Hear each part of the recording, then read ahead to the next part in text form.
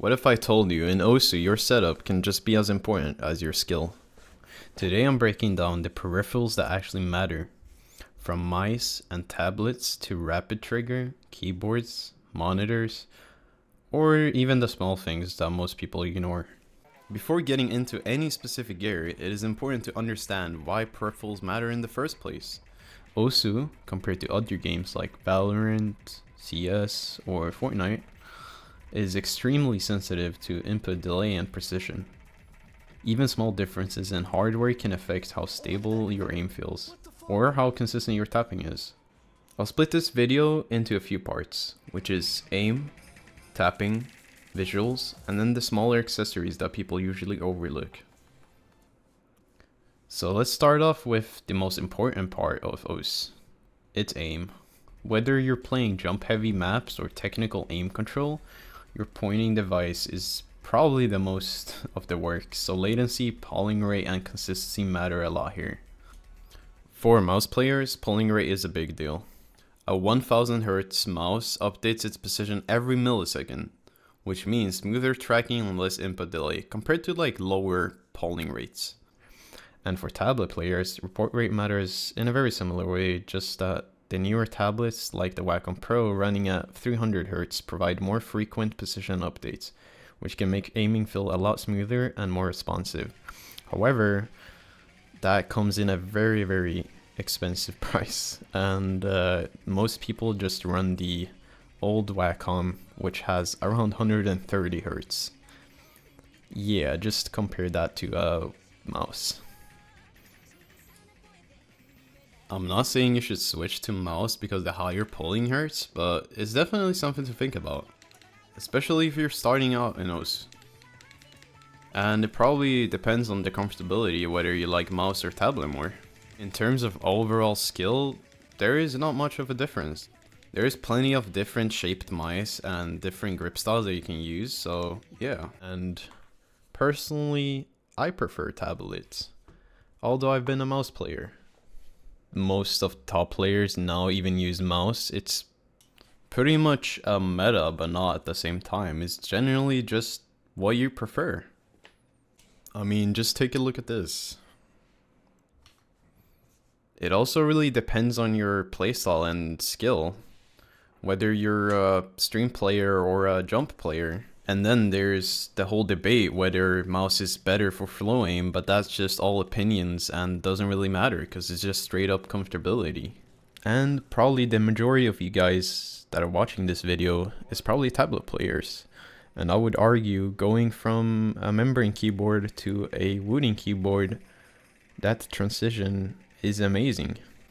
And I would also say once the tablet 8K comes, the whole community will go crazy. So yeah, it's just like a Wooting upgrade, but in tablet. This is just my opinion, but if you're going for that upgrade from the Wacom 1 to the Pro for that polling hertz upgrade, you should only go for that upgrade if you're a top player or a very high BPM slot player that is focused on jumps and aim, not a stream player. That's just my take though. I would also say that you should focus on the fundamentals of the game before you start upgrading your gear, because in the end it's all skill and you can't really buy skill. So yeah, and since we got that covered, let's go over to Griptape. Griptape is all about consistency. It prevents slipping from sweat and it helps long sessions. It's kind of like one of those sacrifices since it makes your pen thicker. It's also about comfort and better aim stability. It's not required, but it's highly recommended and most top players use it. I'm not gonna sit here and ramble about what grip tape you should get, but you could just go to your local store and yeah, there is brands that are pretty famous like Head that you can get pretty cheap for like $2 on AliExpress.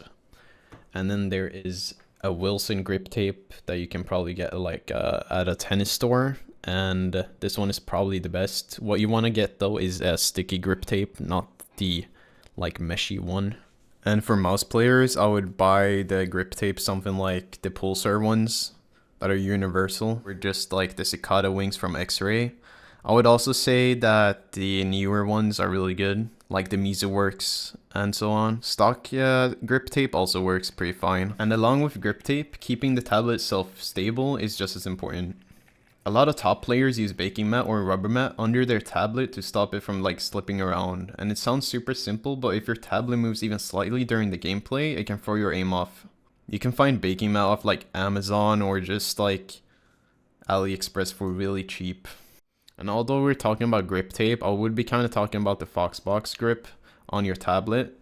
However, that just comes down to comfortability. It's not really something you need. Now that we've covered aim, let's move on to tapping, which is just as important, especially on streams, bursts, and high BPM maps. Tapping in Osu is all about timing and consistency, so your keyboard plays a huge role here. Even the small differences in actuation and latency can affect how clean your inputs are. This is where your rapid trigger really shines. Keyboards like Wooting and SayoDevice is mostly known for their rapid trigger, meaning the key resets the moment you start releasing it, instead of waiting for a fixed reset point. Now, if you're aiming to become a speed player, you really want to get comfortable at the lowest actuation and lowest rapid trigger settings. Today there is so many rapid trigger budget keyboards that you can get for really cheap, so definitely consider getting one. Switch choice also matters a lot here, since lighter switches or shorter actuation distances can reduce finger fatigue and make fast tapping easier, but this really comes down to preference and comfortability. I mean, there is keyboards that people don't even know about, like a low profile Hall effect one. If you're using the spring's weight to be able to bounce your fingers up to be able to tap fast, then do not get a lighter switch. But if you prefer lighter switches and using speed for that, then definitely get a lighter switch. It's something that you kind of have to fiddle around with, and eventually you'll stumble upon whatever is most comfortable for you. It doesn't come with 1 day or 2 days, it comes with playtime. Some really known switches are the Lecker switches, the GEON RAPTORs, and the GEON RAWs. Also, the Jade switches are really good. And the whole debate whether speed is faster on a SayoDevice is not true at all. It's a bold statement, but it's true. It's because the stock switches, which are pink switches, are way lighter. So hope this clears up switches and what switch you should think about getting. At the end of the day, a better keyboard won't instantly make you faster, but it will remove the limitations and make your tapping feel more consistent. Now that we've covered tapping, let's talk about visuals, because seeing the notes clearly is just as important as hitting them. Visual clarity is huge in OS, especially as maps get faster and more dense. Your monitor affects how smooth the game looks, how clearly you can read patterns, and how quickly you can react. One of the biggest factors here is refresh rate.